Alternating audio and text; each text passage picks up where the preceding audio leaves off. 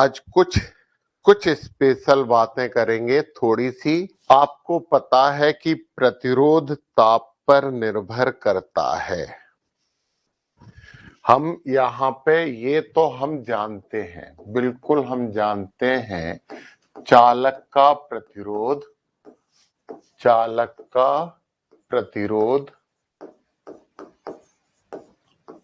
ताप पर निर्भर करता है। ताप पर निर्भर करता है। चालक का प्रतिरोध ताप पर निर्भर करता है, ये तो हमें सबको पता है। ओके, तो कुछ अच्छी बातें हैं, थोड़ा सा दिमाग लगाना पड़ेगा मामूली सा, और कुछ अच्छी बातें हमें समझनी ही होंगी। समझ में नहीं आए तो क्वेश्चन करना। हमें मालूम है, हमें यहां पढ़ना है प्रतिरोध ताप गुणांक, और इसे अल्फा से प्रदर्शित करते हैं। ये सब बच्चों को बहुत अच्छे से मालूम है कि प्रतिरोध ताप पर निर्भर करता है।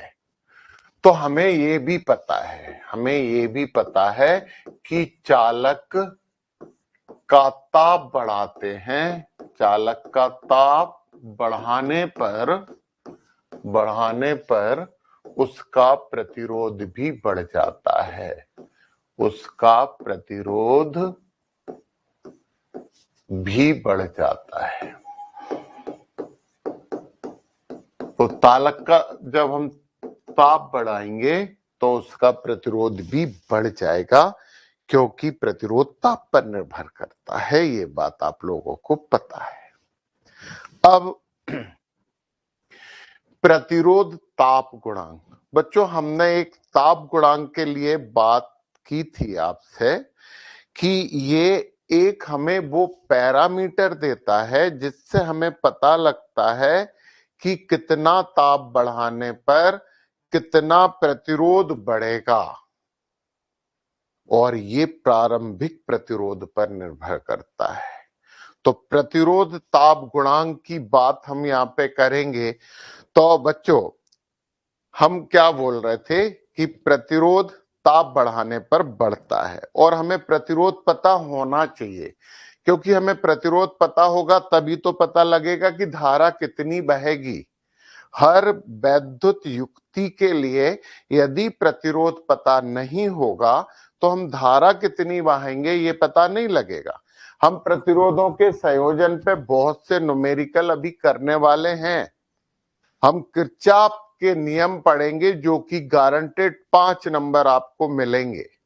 तो फाइनली यहाँ पे ये चीज समझें, और समझ में नहीं आए तो तुरंत क्वेश्चन पूछें, क्योंकि क्वेश्चन पूछना आपका हक है और बहुत जरूरी है। तो पता है प्रतिरोध ताप गुणांक का मतलब क्या होता है? हम पहले सीधा वो लिखते हैं, फार्मूला लिखते हैं। यहाँ पे प्रतिरोध ताप गुणांक, और प्रतिरोध ताप गुणांक को हम क्या बोलते हैं? अल्फा। ये बराबर होता है प्रतिरोध में परिवर्तन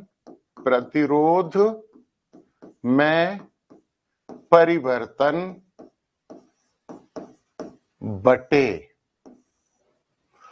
प्रारंभिक प्रतिरोध गुणा ताप में परिवर्तन।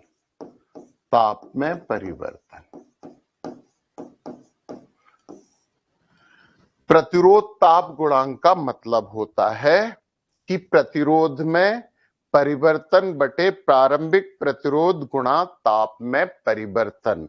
ये एक भिन्न लिखिए बच्चों, इस भिन्न का मतलब समझो। इसे हम लैंग्वेज में बोल रहे हैं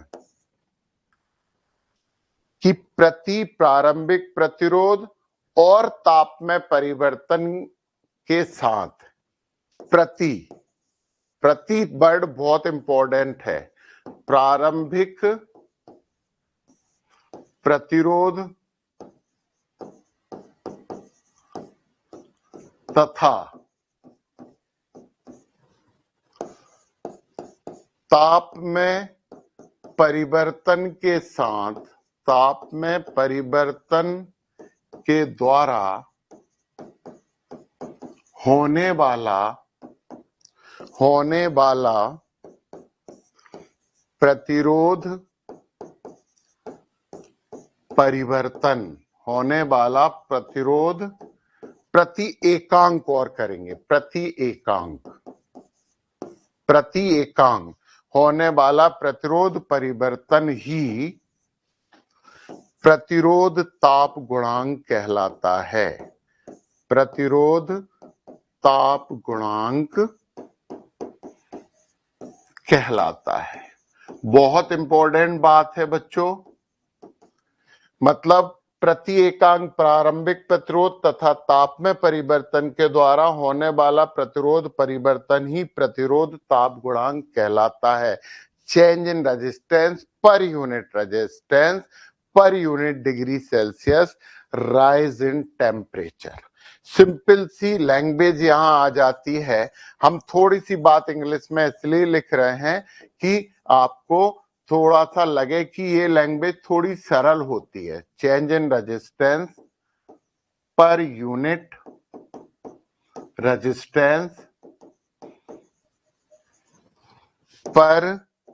unit rise in temperature.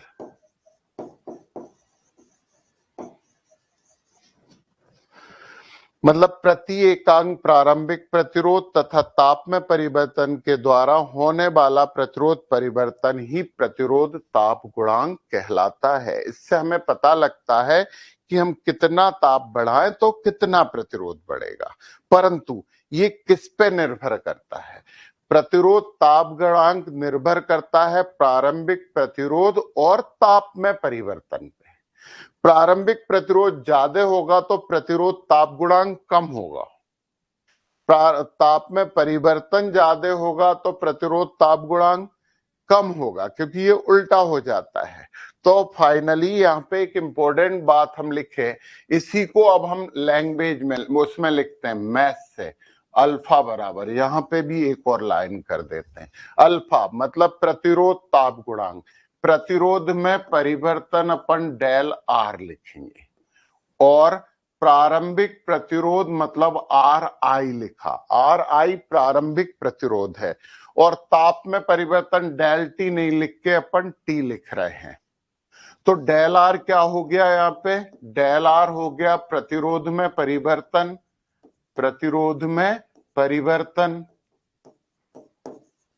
Are आई क्या हो गया? आई का मतलब इनिशियल, इसे अपन बोलते हैं प्रारंभिक प्रतिरोध, और टी बराबर है ताप में परिवर्तन। हम डेल टी लिख सकते थे परंतु कोई अंतर नहीं पड़ता, अपन ने टी लिखा है यहाँ पे, ये ताप में परिवर्तन होता है। तो अब ये हम इक्वेशन नंबर फर्स्ट मान लें, फार्मूला तो यही है बच्चों। अब इसके लिए हम और फार्मूला निकालते हैं, तो हमें मालूम है कि डेल आर बराबर क्या होगा? डेल आर बराबर होगा are F minus R I. R F मतलब फाइनल अंतिम प्रतिरोध माइनस प्रारंभिक प्रतिरोध। आर एफ भी हम यहां लिख देते हैं, आर एफ बराबर क्या हो गया? अंतिम प्रतिरोध। आर एफ बराबर हो गया अंतिम प्रतिरोध। तो डेल आर बराबर आर एफ माइनस आर आई हम लिख दें यहां पे। तो फ्रॉम फर्स्ट हम यूज कर रहे हैं कौन सा? Equation number 1। तो अल्फा बराबर क्या हो जाएगा? अल्फा बराबर हो जाएगा are F minus R I upon R I into T. हमने बोला ना टी को डेल टी भी लिख सकते हैं। क्रॉस मल्टीप्लीकेशन कर दो, इसे अल्फा में गुणा कर दो, तो ये हो जाएगा अल्फा गुणा आर आई गुणा टी बराबर हो जाएगा आर एफ माइनस आर आई।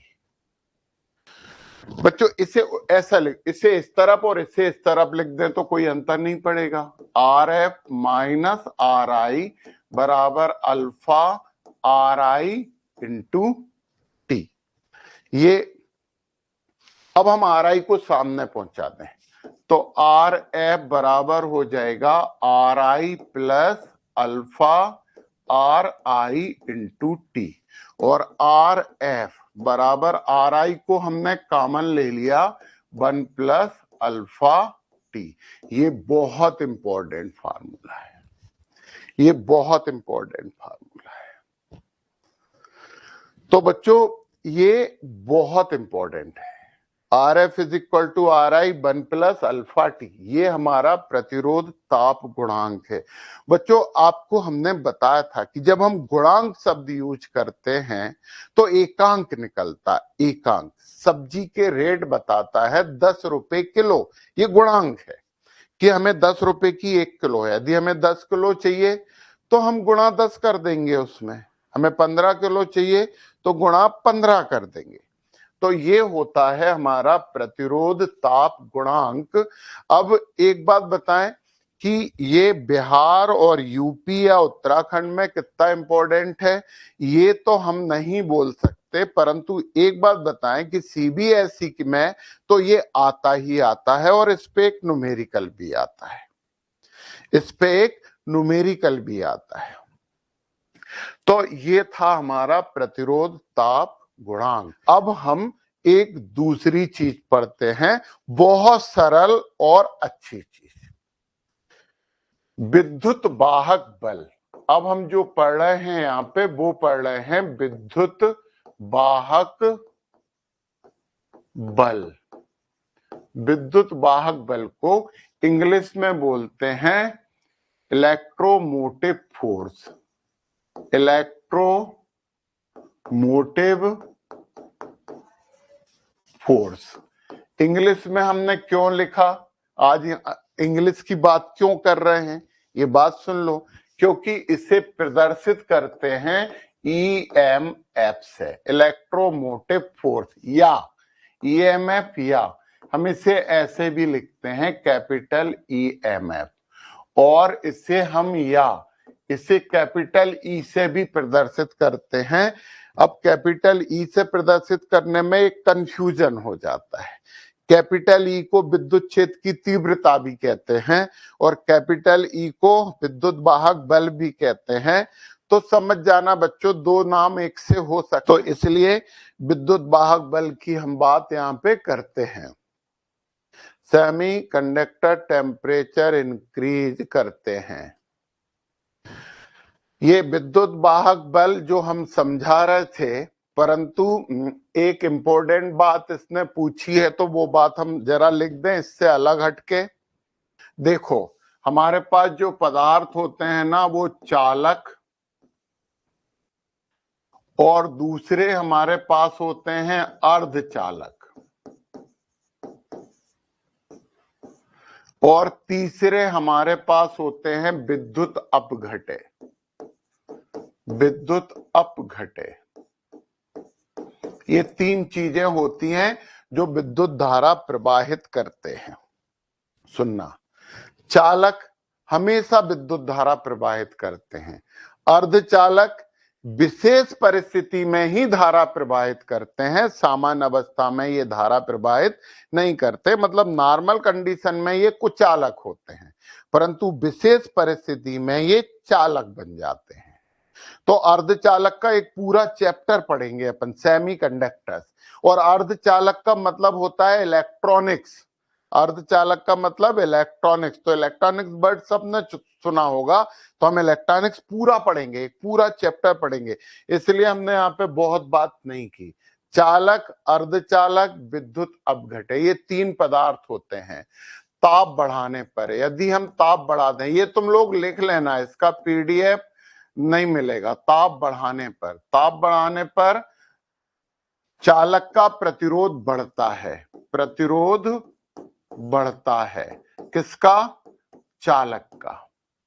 अर्धचालक का प्रतिरोध कम होता है, अर्धचालक का प्रतिरोध कम होता है ताप बढ़ाने पर, क्योंकि अर्धचालक तो ताप बढ़ाने पे ही चालक बनते हैं। अर्धचालक का प्रतिरोध कम होता है और विद्युत अपघटे का प्रतिरोध भी कम होता है, प्रतिरोध कम होता है। तो ताप बढ़ाएंगे तो हमारे चालक का प्रतिरोध बढ़ेगा, अर्धचालक का प्रतिरोध कम हो जाएगा, विद्युत अपघटय का प्रतिरोध भी कम हो जाएगा। ये है हमारी कुछ कंडीशन। तो ये बात आप लोग नोट कर लें। अर्धचालक का तो पूरा एक चैप्टर पढ़ेंगे यार, मजा आएगा पढ़ने में। सबसे मजेदार और सबसे सरल चैप्टर है अर्धचालक का। तो ये बात हमने लिख दी है। वो पूछ रहा था हमसे कोई कि अर्धचालक का प्रतिरोध, ये बलराज चौहान पूछ रहे थे, तो बलराज चौहान को हमने बता दिया है ये। अब अपन इसे मिटा देते हैं। हमने कहा है कि कॉपी पेन लेके बैठना ही पड़ेगा, अच्छा करना है तो अच्छे से पढ़ना पड़ेगा। हाँ बोलें प्रशांत सर के बच्चों, क्या बोल रहे हो? सर अतिचालक में क्या होगा? अतिचालक, अतिचालक की बात भी हम कर देते हैं। अतिचालक,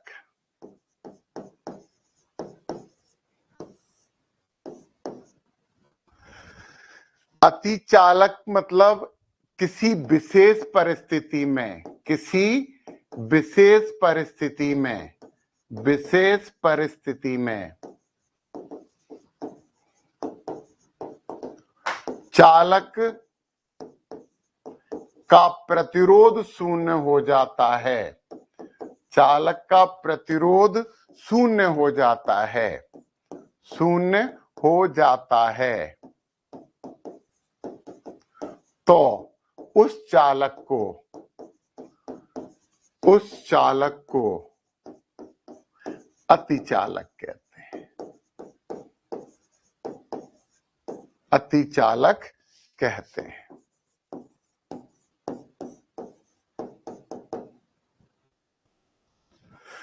तो अतिचालक का मतलब प्रतिरोध खत्म हो जाना। और सब बच्चों को ये बात पता है कि प्रतिरोध कम कैसे होगा? ताप कम करते जाएंगे। तो ताप कम करते जाएंगे तो प्रतिरोध कम होता चला जाएगा, ताप कम करते जाएंगे तो प्रतिरोध कम होता चला जाएगा।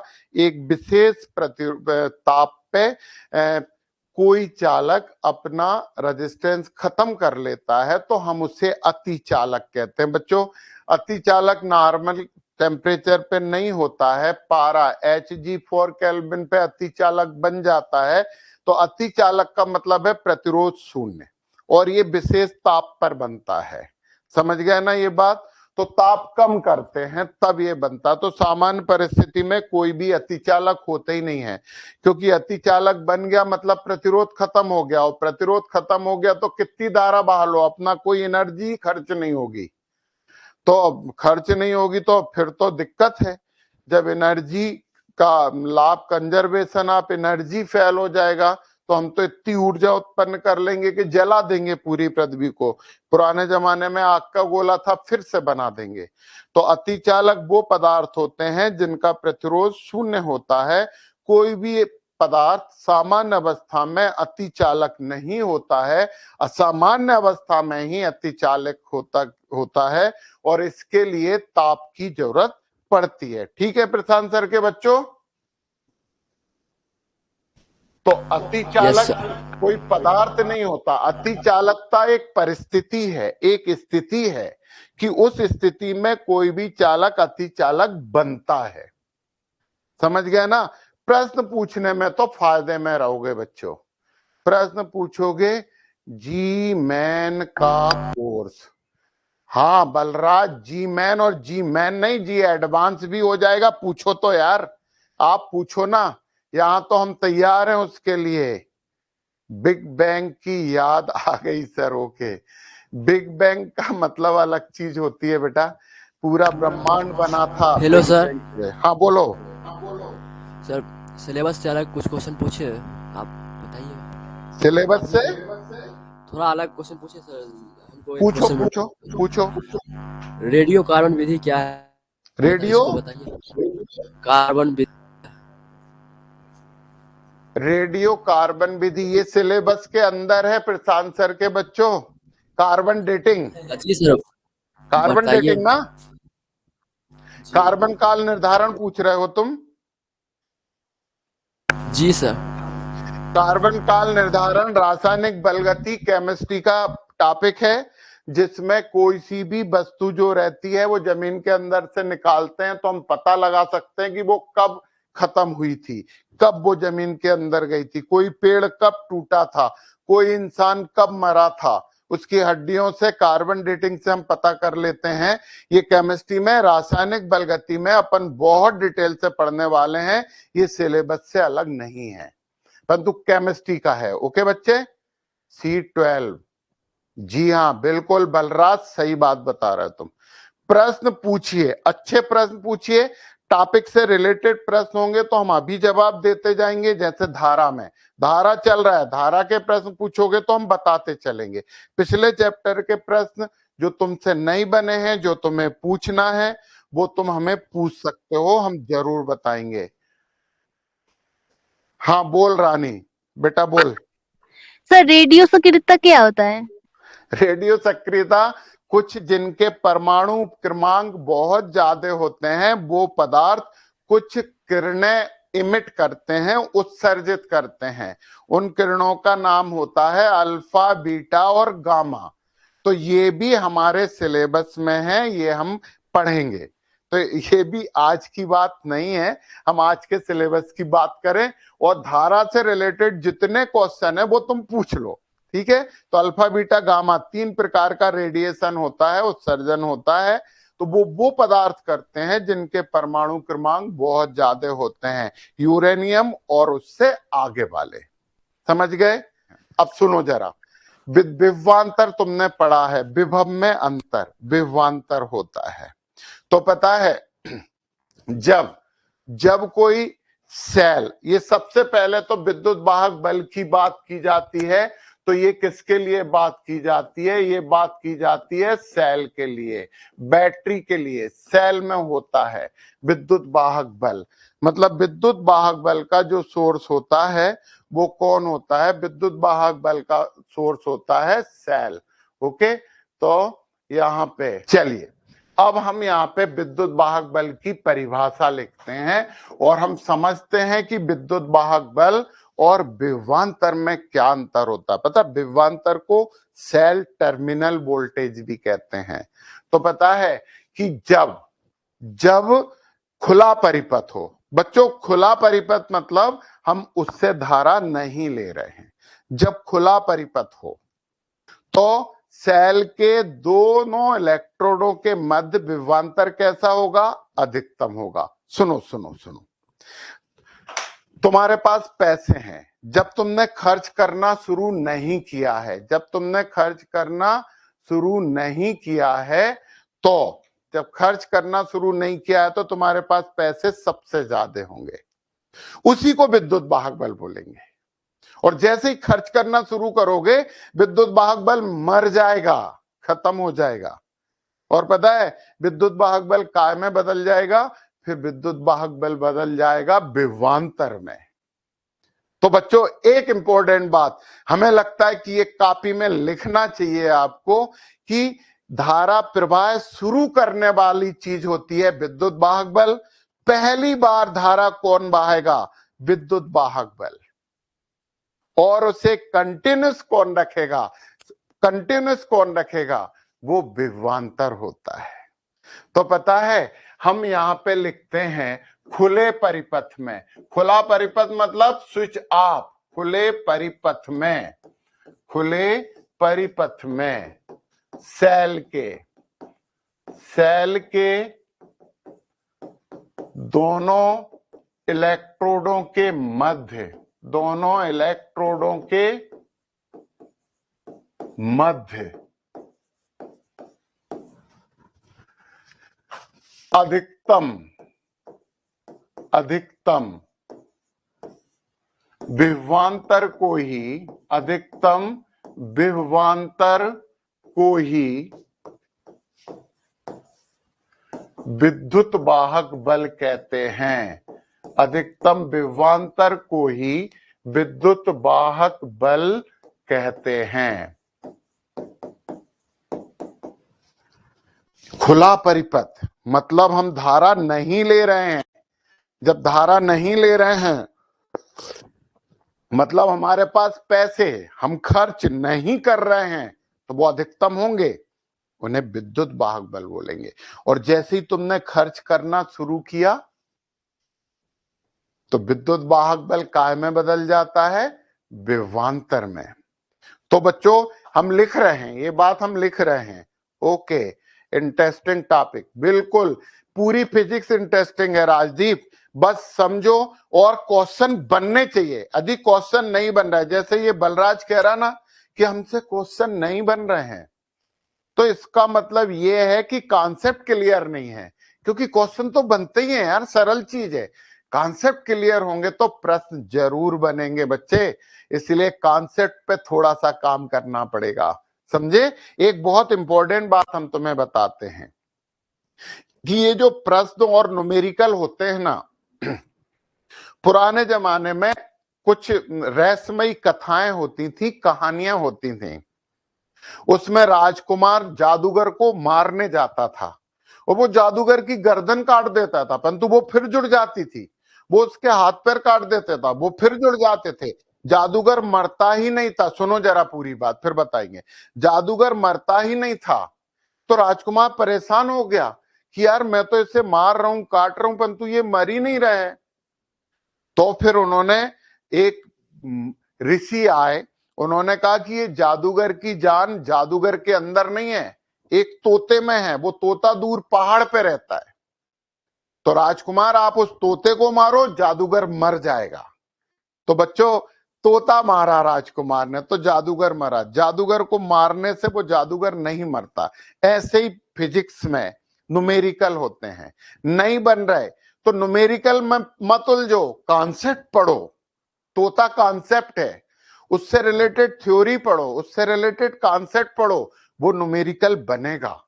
तो न्यूमेरिकल करने के लिए न्यूमेरिकल में मेहनत नहीं होती, थ्योरी में मेहनत होती है, कॉन्सेप्ट में मेहनत होती है कि वो पूछ क्या रहा है। सुनो, तो खुले परिपथ में सेल के दोनों इलेक्ट्रोडों के मध्य अधिकतम विभवांतर को ही विद्युत वाहक बल कहते हैं।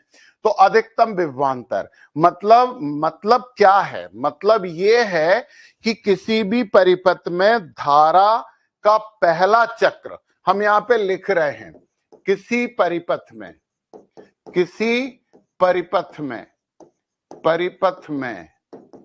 धारा का पहला चक्र ईएमएफ के द्वारा चलता है और उसे सतत रखता है विभवांतर। सतत रखता है विभवांतर मतलब सीधी सी बात है कि ईएमएफ जो है वो हमेशा बड़ा होता है विभवांतर के। पता है, हम बात करते हैं ईएमएफ खुले परिपथ की बात, खुले परिपथ में मापा जाता है, जबकि विभवांतर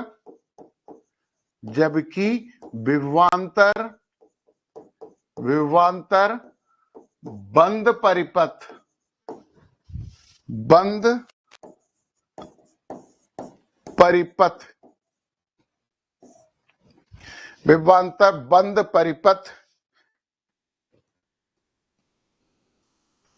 देखो अब आगे ना, EMF always, measurement of EMF always in open circuit और measurement of potential difference always in close surface, जबकि विभवांतर बंद परिपथ का कारक है। तो सीधी सी बात है, जैसे ही एक साइकिल, आपके पास 100 रुपए रखें, ये विद्युत वाहक बल है, और उस 100 रुपए में से आपने जैसे ही 1 रुपया भी खर्च कर दिया, तब वो विद्युत वाहक बल नहीं बचा, अब वो बचा विभवांतर हो गया। तो जब तक खर्च नहीं कर रहे हो तो विद्युत वाहक बल होगा। तो इंपॉर्टेंट बात यह है कि विद्युत वाहक बल हमेशा बड़ा होता है, और सही बात तो यह कि विद्युत वाहक बल धारा प्रवाहित नहीं करता रहता, धारा प्रवाहित कौन करता है? विभवांतर। एक बात बताएं, जब जब कोई बिल्डिंग मकान कुछ भी बन रहा है, ओपनिंग करवाने के लिए नेता को बुलवाते हैं, मुख्य अतिथि को बुलवाते हैं, तो वो ओपनिंग क्या करता है? थोड़ा सा कुछ काम करता है और चला जाता है, वो विद्युत वाहक बल है। और उस पूरे काम को कौन करता है? मजदूर। वो विभवांतर वाले होते हैं। मजदूर क्या होते हैं? विभवांतर वाले। तो वो फीता काटने वाला विद्युत वाहक बल। मतलब सीधी सी बात यह है कि जो ईएमएफ होता है ना, वो क्या होते हैं? वो हाथी के बड़े दांत होते हैं, जो किसी काम नहीं आते, बस दिखने के काम आते हैं। तुम्हें पता है हाथी के बड़े दांत बहुत काम आते हैं, बहुत महंगे बिकते हैं, और उन पे प्रतिबंध है, क्योंकि लोग हाथी को मारने लगे थे, जीव हत्या करने लगे थे। समझे ये बात? तो इसलिए हाथी के जो दांत होते हैं ना, वो बड़े होते हैं, वो दिखाने के लिए होते हैं, खाने के लिए छोटे। तो हम खाने की बात कर रहे हैं। तो ये विद्युत वाहक बल हाथी का बड़ा दांत होता है। इसकी इकाई वोल्ट ही होती है। इसकी इकाई वोल्ट, यानी कि V। इसकी इकाई वोल्ट ही होती है। अब आपको सबको विद्युत वाहक बल बहुत अच्छे से समझ में आ गया। ओनली डीसी में ही लिया है। बलराज सिंह चौहान, विद्युत वाहक बल डीसी में भी होता है और एसी में भी होता है। दोनों में बिना विद्युत वाहक बल के काम नहीं चलता है। परंतु अभी जो हम धारा की बात कर रहे हैं वो डीसी की बात कर रहे हैं, डायरेक्ट करंट की बात कर रहे हैं, डिस्क धारा की बात कर रहे हैं, और अल्टरनेट करंट की बात नहीं करेंगे। चलिए, विद्युत वाहक बल समझ में आ गया? सबको अच्छे से समझ में आ गया? ओके। एक और छोटी सी चीज इसमें तुम्हारी बुक में दी हुई है। हाँ, वो चीज और कर दे हम फटाक से, फिर एक अच्छी चीज पढ़ेंगे। एक चीज और बोली है, गतिशीलता। गतिशीलता, मोबाइलिटी, और इसे डिनोट करते हैं म्यू से। गतिशीलता, मोबाइलिटी, इसे डिनोट करते हैं म्यू से। तो म्यू इज इक्वल टू होता है V upon E। Mu is equal to होता है V upon E, VD upon E, sorry हमने उल्टा बोल दिया, VD अपान E। VD क्या है? VD है अनुगमन वेग, अनुगमन वेग VD। और E क्या है? विद्युत क्षेत्र, विद्युत क्षेत्र, विद्युत क्षेत्र। मतलब प्रति एकांक विद्युत क्षेत्र का में अनुगमन वेग, हम क्या लिख सकते हैं इसे? हम लिख सकते हैं प्रति एकांक विद्युत क्षेत्र में उत्पन्न अनुगमन वेग, अनुगमन वेग गतिशीलता कहलाता है। अब इलेक्ट्रॉन की बात कर रहे हैं अभी तो अपन, परंतु प्रोटॉन भी तो चलते हैं, गतिशीलता कहलाता है। चलो, ये दूसरी बात भी आपको बहुत अच्छे से क्लियर हो गई है। ओके, अब हम जरा कुछ और बात करने वाले हैं। क्या बोला है? DRI-PT velocity, drift velocity. हाँ, बिल्कुल सही बात है, बिल्कुल सही बात है। स्मॉल ई मत लिख बेटा, कैपिटल ई लिख, इलेक्ट्रिक फील्ड। यस, तो drift velocity per unit electric field is called mobility. Yes, ठीक है। और अब राजदीप ने फिर कोई प्रश्न पूछा। पूछो राजदीप, क्या पूछ रहे हो? Hello sir. पूछो। सर, अब परिभाषा जो है ना सर, हम लोगों से पूछा कि ठीक है, रिवाइज हो जाएगा क्योंकि पहले हमको परिभाषा देखना बहुत डिफिकल्ट होता था, अब बता देते कि आप बहुत अच्छे से पढ़ाते हैं। हाँ, बहुत सरल रहती परिभाषा, तो फालतू चीजें मन से ही देते हैं अपन, तो कॉन्सेप्ट याद रखें, परिभाषा तो मन से लिखी जाती है बच्चे। अब एक चीज हम पढ़ रहे हैं, कार्बन प्रतिरोध बर्न कोड। और पता नहीं क्यों जो हमें बिहार वाले बच्चों ने बुक भेजी है भारती भवन, उसमें ये नहीं है, परंतु हमने सीबीएसई में देखा है कि आज तक ऐसा नहीं हुआ कि किसी साल इसका प्रश्न नहीं आया हो, और नीट में और जेई में इसका प्रश्न आता ही आता है। इसलिए कोई बच्चा लापरवाही नहीं करेगा और इसे समझेगा ध्यान से। इसके बाद हम पढ़ेंगे किरचॉफ लॉ। थोड़ा सा इंग्लिश में लिखा है, दिख रहा है कि नहीं, समझ में आ रहा है? यहां पे हम बात कर रहे हैं कार्बन प्रतिरोध बर्न कोड। क्या बोलते हैं? कार्बन प्रतिरोध बर्न कोड। ये है हमारी बात। अब ये स्लाइड हमारे पास पहले से रखी थी तो हमने वही स्लाइड यूज कर ली है। इंग्लिश की स्लाइड तो है हमारे पास, हाँ एनसीईआरटी बुक में है, बिल्कुल है, बहुत इंपॉर्टेंट है, परंतु ये इंग्लिश में पढ़ना पड़ेगा। स्ट्रिप ए, यहां पे संख्या होती है, स्ट्रिप ए में संख्या, स्ट्रिप 2 में भी संख्या, और स्ट्रिप सी में गुणक बोलते हैं, गुणक। और जो टॉलरेंस लिखा है ना, इसका मतलब है परिसीमा। टॉलरेंस को अपन लिखते हैं परिसीमा, इसे लिखते हैं परिसीमा। उसकी सीमा क्या है, वो कहां तक जा सकता है, ये बात होती है।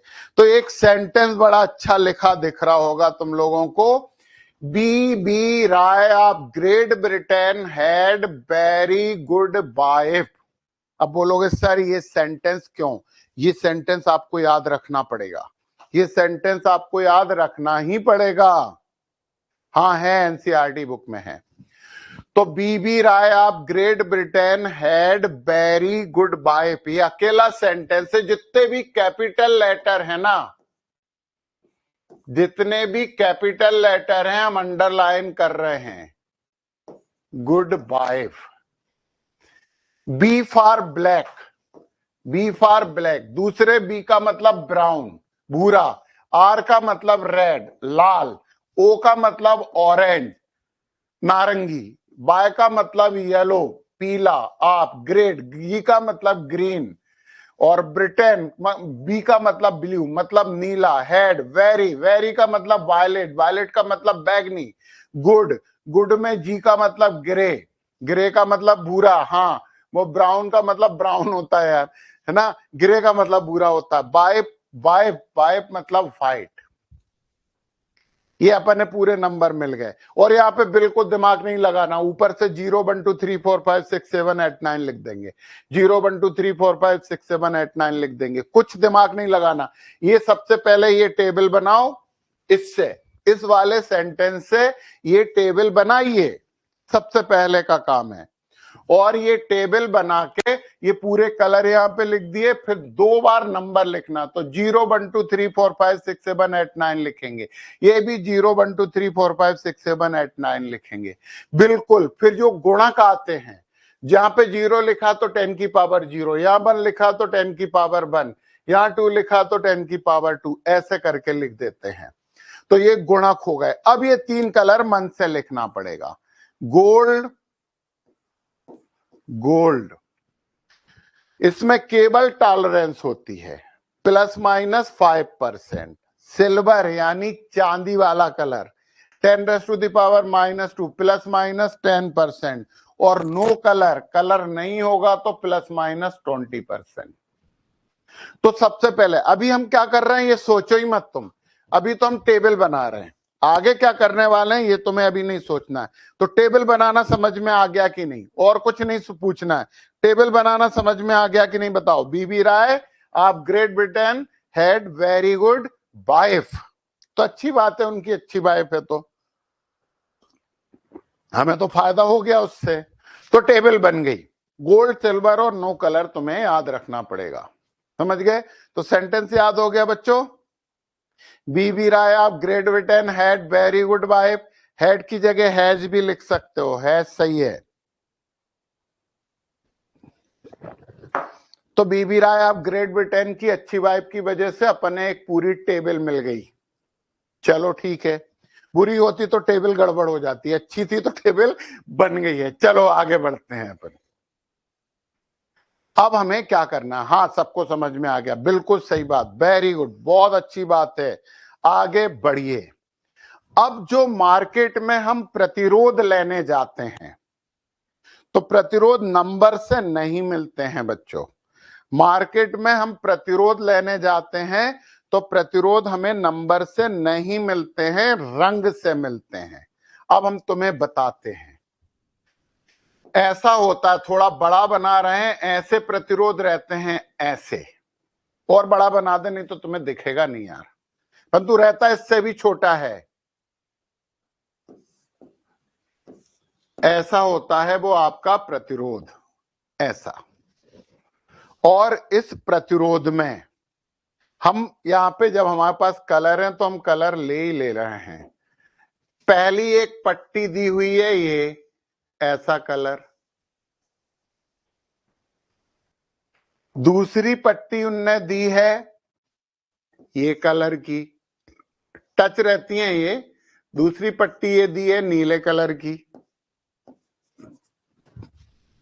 और तीसरी पट्टी उन्होंने दी है ये वाले कलर की। 3 कलर हो गए। मार्केट में बिल्कुल ऐसे ही कलर मिलते हैं, बस 3 पट्टी हैं। अरे इससे बदलो कि कलर चेंज नहीं होना चाहिए, प्रतिरोध चेंज हो जाएगा। कलर चेंज होगा तो प्रतिरोध चेंज हो जाएगा। ऐसा हमें एक रेजिस्टेंस मिला। चलो चौथा कलर भी अपन ले ही लेते हैं, यदि यहां दिखता है तो। गोल्डन कलर लो, चौथा कलर भी हमने ले लिया, गोल्डन कलर। सब बच्चों को ये बात समझ में आई है? गोल्डन कलर हो गया। पता है ये आपका पहला कलर है। अब अपन व्हाइट पे आ जाए, ब्लैक पे आ जाए। ये आपका पहला कलर है, ये आपका दूसरा कलर है, ये आपका तीसरा कलर है, और ये आपका चौथा कलर है। 4 कलर की ऐसी पट्टियां हमें मिली। अब हम इससे प्रतिरोध पता कर लेंगे कितना है। पहले दो कलर, पहले दो कलर, पहले दो कलर, दो रंग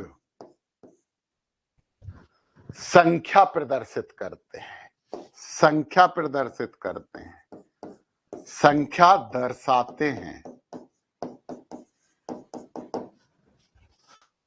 तीसरा कलर, तीसरा रंग, तीसरा रंग गुणक प्रदर्शित करता है, गुणक के लिए होता है।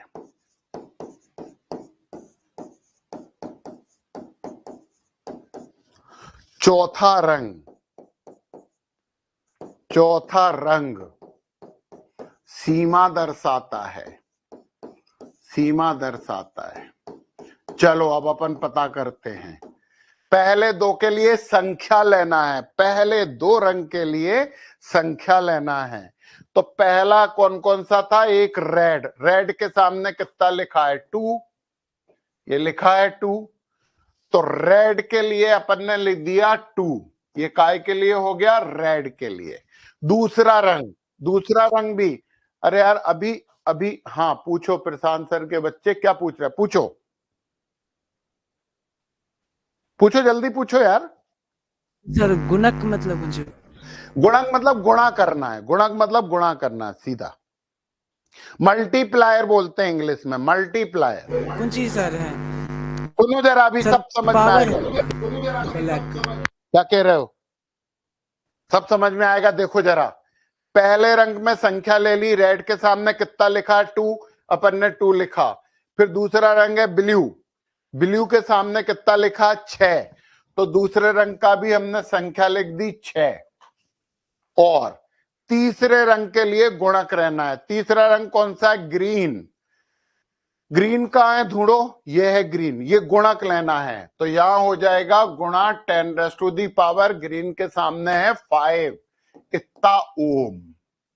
ये है प्रतिरोध इसका, पहले दो संख्या, तीसरा गुणक, ये निकल गया इतना प्रतिरोध। और जो चौथा रंग है वो बताता है लिमिटेशन, टॉलरेंस, परिसीमा कि इतना प्रतिरोध तो है, ये कितना आगे या कितना पीछे जा सकता है, कितना आगे और कितना पीछे जा सकता है। तो इसकी सीमा, आखिरी कलर है गोल्ड, गोल्ड गोल्ड ±5%, तो ये इसकी सीमा क्या हो गई ±5%। मतलब ये 5% ज्यादा भी दे सकता है, 5% कम भी दे सकता है। आई हमारी बात समझ में? ये है तो इसका प्रतिरोध हो गया 26 × 10⁵ ओम और इसकी सीमा हो गई ±5%। आई कि नहीं बात समझ में? Yes sir. अब सुनिए, अब आप एक निकाल के बताओ, जो हम बना रहे हैं उसका प्रतिरोध बताओ कितना होगा। हम एक बना रहे हैं, इसका प्रतिरोध निकाल के बताना कितना होगा। ये अपन ने बना लिया और इसमें हम कलर भर रहे हैं, हम इसमें कलर भरते हैं। तो कलर में सबसे पहला कलर हमने भर दिया, ये पहला कलर भर दिया हमने ग्रीन, जो हमारे पास है वही कलर भरेंगे। दूसरा कलर हमने भर दिया ब्लू ही भर देते हैं, चलो इसमें भी दूसरा ब्लू था, नहीं ब्लू नहीं भरेंगे। दूसरा कलर हमने भर दिया येलो और तीसरा कलर हमने भर दिया इसमें ये ब्लैक, तीसरा कलर हमने भर दिया ब्लैक। ये 3 कलर हमने भर दिए, चौथा कलर हमने भरा ही नहीं। बताओ इसका प्रतिरोध कितना होगा। सब लोग लिख के बताइए प्रतिरोध कितना होगा। हाँ सृजन बोलो, क्या बोल रहे हो? इसका प्रतिरोध कितना होगा बताओ सृजन ने। हाँ बोलो सृजन बोलो। सर एक सवाल पूछ रहा हैं? सर ये प्रशांत सर के बच्चे बोलो।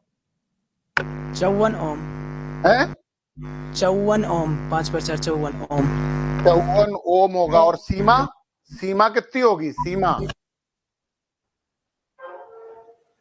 उतनी ही होगी।